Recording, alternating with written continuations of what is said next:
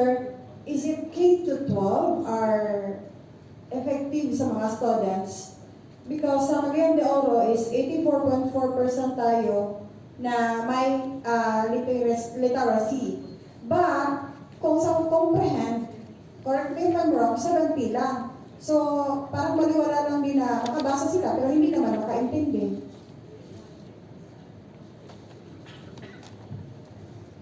Hello, tanong mo, is the K to 12 basic education curriculum is effective? Yeah, yes.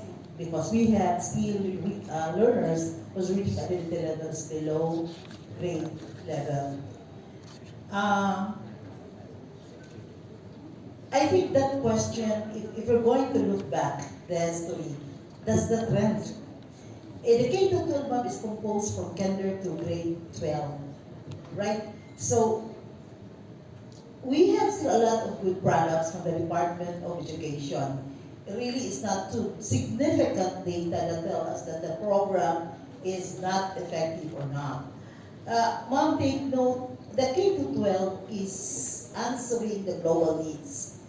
We are, I think, Philippines na lang one country that still K to 10. So we have to move and take it with the global needs. Because our product from the basic education curriculum, it will move to other countries. We'll still have to catch up because their basic education is 10 years. And we have a lot of issues on it. That's why the K to 12 is a need of the time. It's a global needs and we have to go with it. And when it comes to that, shall we say, effectiveness of the program, totally data set based on the different assessment.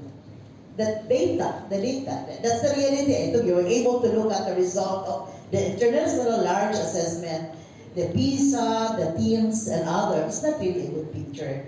It's not really a good picture. But we cannot say that we have to stop doing it. We have to continue providing the basic needs of our learners, basic needs of the Filipinos, which is the education. And I'd like also to appeal to the different sectors that providing education, again, is not a sole responsibility of us. Because the child will stay as for 10 months, for 6 hours, because the total teaching time is 6. But remember, the other time is spent with the family. And we are not sure of what happened in the family, especially for learners whose family is an IP. The marginal children from the marginalized sector. We need also the assistance from other sector to help us improve the delivery of the teaching and learning process.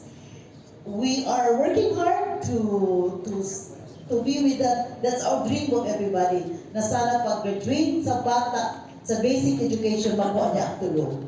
Employment, entrepreneurship, and education. That's the three, that's the promise of the K to 12. But as of now, if you're going to look at the data, pag-ibig na pagkakaabot-abot sa atong mga bata. Majority of our learners from senior high school proceed to college. Only few will proceed to employment and businesses. But we are.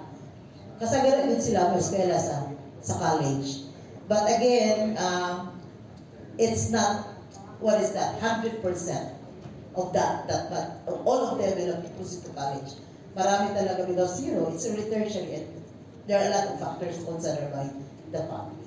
So I cannot totally tell you it's 100% effective. But we are doing our best to deliver what is the mandate to the Department of Education. Paano nga po?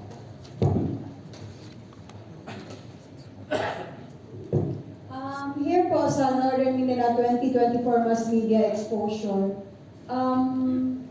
lumabas po dito sa proportion of households that own ICT devices in person. Cellular phone po yung nangunguna, 82.8%. And ngayon po lumabas na malaki nga yung rate sa literacy pero maliit naman yung comprehend.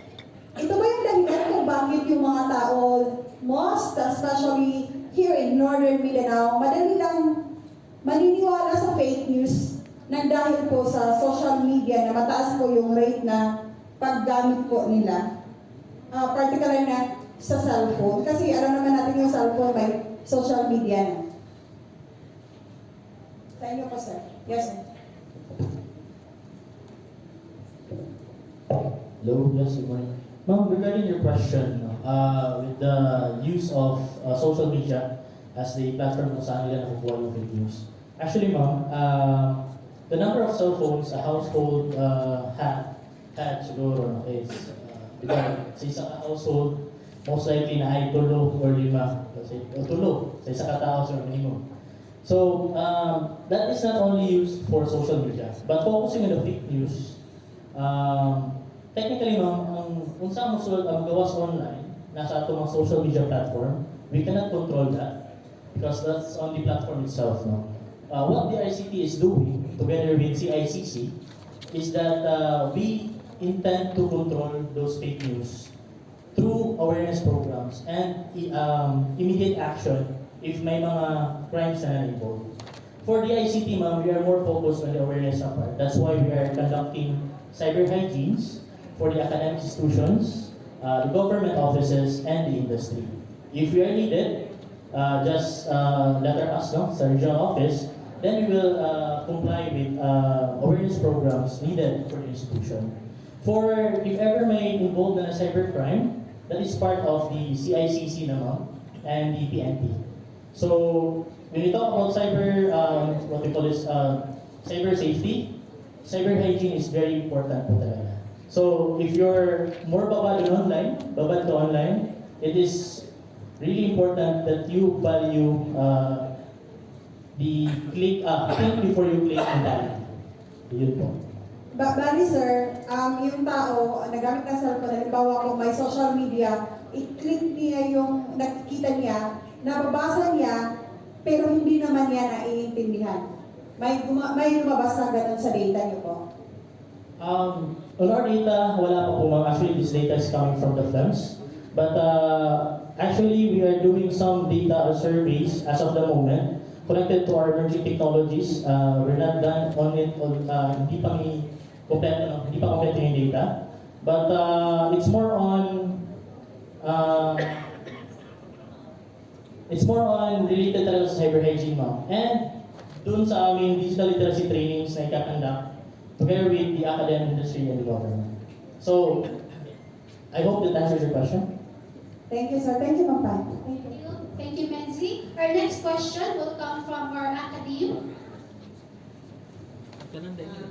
Yes.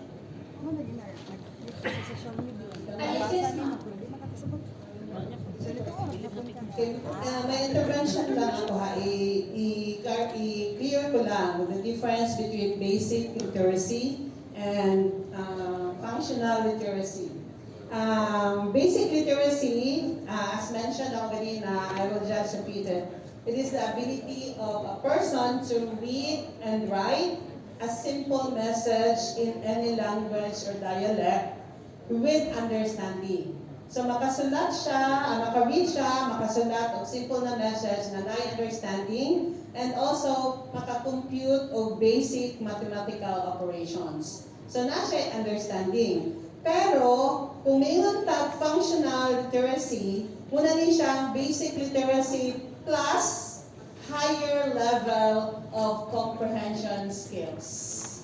Karon ang question, unsay difference sa understanding a word dito sa basic literacy o sa comprehension na dimension dito sa functional. So, ang sa basic literacy, kung ingon niya dito, with understanding, ang ginamin nato is understanding a short, simple sentence about one's everyday life.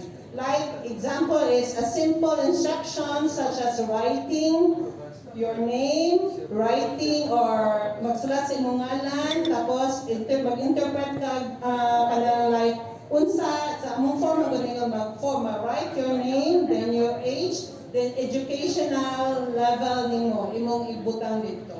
So, muna siyang buto dito nga sa kanang understanding dito sa basic literacy. Pag abot sa comprehension na naa dito sa functional, muna siya ang the person is able to integrate one or nakay two or more information. We have to integrate, then the person can make inferences based on the given informations. Okay? Thank you very much. Thank you, Ma'am Sarah. From our academy, any question? Yes, sir.